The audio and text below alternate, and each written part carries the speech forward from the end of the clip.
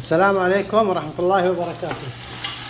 طريقة عمل علب برياني دجاج. عندنا هنا البصل نخله على النار، نقلب البصل حتى يتغير لونه شوي.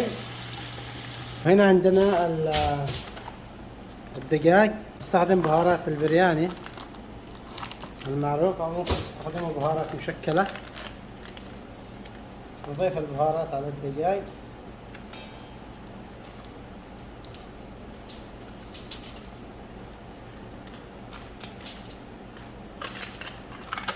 نضيف الزبادي. من هنا بعد ما تبلت الدجاج بالزبادي والبهارات نتركها كده شوي.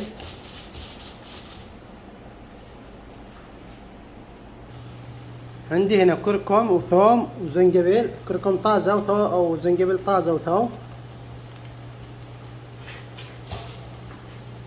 أفرمهم كده خشن شوي وأضيفهم على البصل. الحين أضيف الدجاج. بسم الله.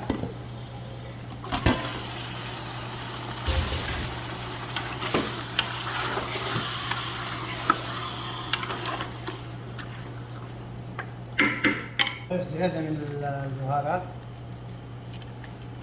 بضيف كركم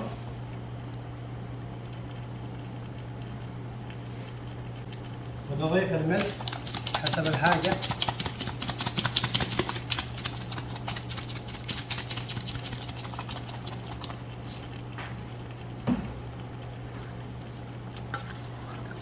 الحين أهم شيء إن الدجاج يطبخ ويتسبك، هذا أهم شيء. نضيف الخضار اللي هو النعناع والكزبرة. طبعا الحين أنا كتمت القدر هنا عشان يستوي الدجاج أو يصبح 3/4 استواء. وهنا علشان أسلق الرز أضيف الهيل، أضيف كذلك الزيت.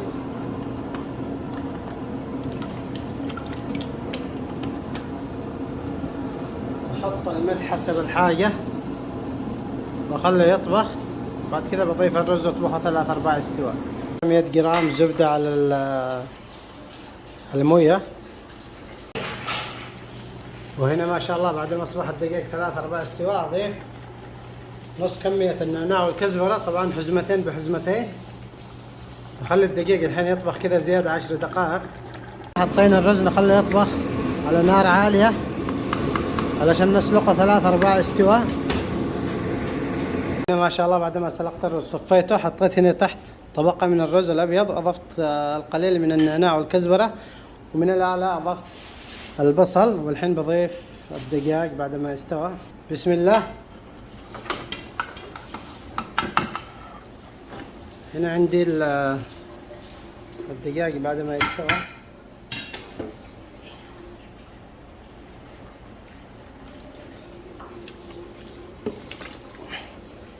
قليل من النعناع والكزبرة وكذلك البصل المقلي.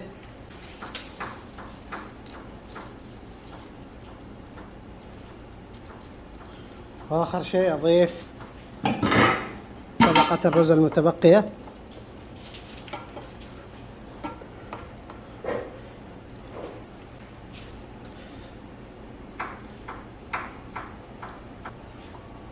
صفار الزعفران،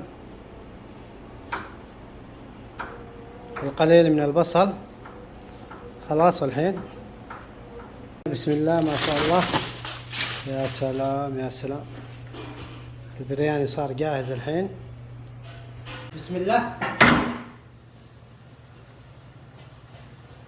يا سلام يا سلام. عينكم على هنا. ما شاء الله ما شاء الله.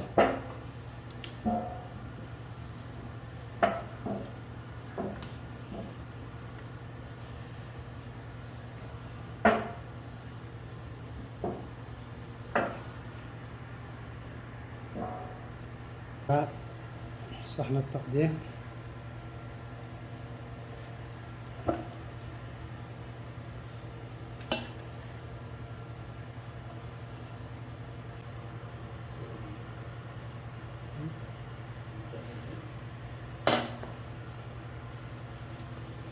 ما شاء الله.